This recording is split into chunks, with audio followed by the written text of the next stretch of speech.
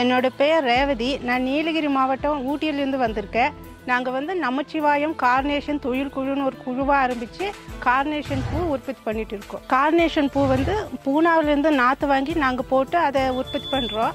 இந்த பூ வந்து எதுக்கெல்லாம் பயன்படுதுன்னா டெக்கரேஷன் பண்ணுறதுக்கு மெயினாக போகுது. அப்புறம் பொக்கே பண்ணுறதுக்கு மெயினாக யூஸ் பண்ணுவாங்க. எங்களுடைய குழுவில் 12 பேர் இருக்கோம். 12 பேரும் சேர்ந்து 500 ஸ்கொயர் ஃபீட்டில் 16,000 நாற்று போட்டு இப்போ உற்பத்தி பண்ணிட்டு இருக்கோம். இதில் எங்களுக்கு என்ன பிரச்சனை இருக்குதுன்னா, இடைத்தரகர் மூலமாக நாங்கள் போகிறதுனால சரியான ரேட்டு கிடைக்கிறது இல்லை. கார்னேஷன் பூ வந்து ஒரு நாள் விட்டு ஒரு நாள் வந்து அறுவடை பண்ணணும்.